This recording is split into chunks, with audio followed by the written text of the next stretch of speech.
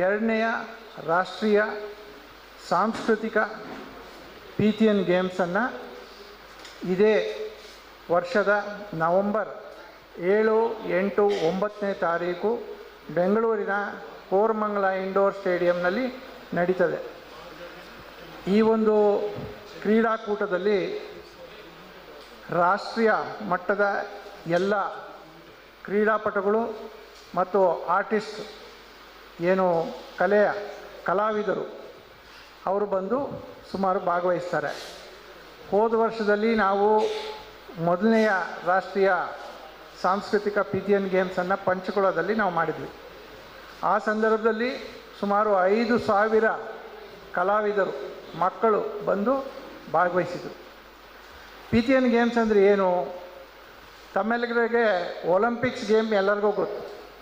4 ವರ್ಷಕ್ಕೊಂದು ಸಾರಿ Olympics game ಬೇರೆ ಬೇರೆ ರಾಷ್ಟ್ರಗಳಲ್ಲಿ ಆಗ್ತದೆ.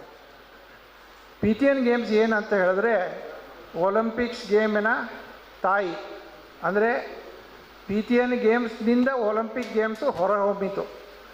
ಇದು ಕೂಡ ಗ್ರೀಕ್ನಲ್ಲಿ ಉದ್ಭವ ಆಗಿರ್ತಕ್ಕಂಥ ಗೇಮ್ಸು. ಹಿಂದಿನ ಪ್ರಾಚೀನ ಕಾಲದಲ್ಲಿ ಪ್ಯಾನ್ ಹೆಲೆನಿಕ್ ಗೇಮ್ಸ್ ಅಂತ ಹೇಳಿ ಗ್ರೀಸ್ನಲ್ಲಿ ನಡೀತಾ ಇತ್ತು. ಅದರಲ್ಲಿ ಪೀಥಿಯನ್ ಗೇಮ್ಸು, ಒಲಿಂಪಿಕ್ ಗೇಮ್ಸು, ನೂಮೆಜ್, ಆಮೇಲೆ ಇಸ್ತಿಮಸ್ ಅಂತ ಹೇಳಿ 4 ವಿಧವಾಗಿರ್ತಕ್ಕಂಥ ಗೇಮ್ಸು ಅಲ್ಲಿ ನಡೀತಾ ಇತ್ತು. ಒಲಿಂಪಿಕ್ ಗೇಮ್ಸು ತಮ್ಮೆಲ್ಲರಿಗೆ ಗೊತ್ತಿರೋ ಹಾಗೆ ಟ್ರ್ಯಾಕ್ ಮತ್ತು ಫೀಲ್ಡ್ ಈವೆಂಟ್ಸ್ಗೆ ಸೀಮಿತ ಆಗಿದೆ.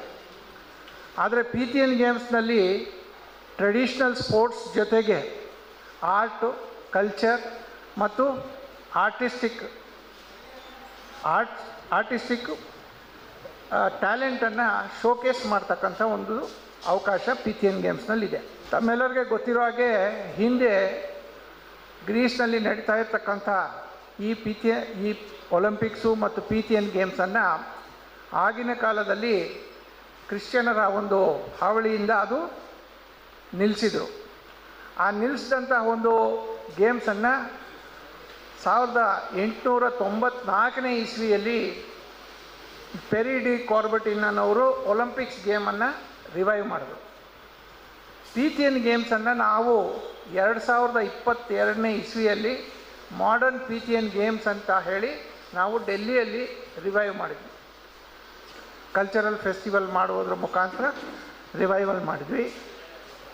ಆನಂತರದಲ್ಲಿ ಏನು ಈ ಒಂದು ತಮ್ಮೆಲ್ಲರಿಗೂ ಗೊತ್ತಿರೋ ಹಾಗೆ ನಮ್ಮ ದೇಶದಲ್ಲಿ ಇರ್ತಕ್ಕಂಥ ಸಾಂಪ್ರದಾಯಿಕ ಕ್ರೀಡೆಗಳೇನಿದ್ದಾವೆ, ಕಬಡ್ಡಿ, ಖೋ ಖೋ, ಲಗೋರಿ, ಇಂತಹ ಒಂದು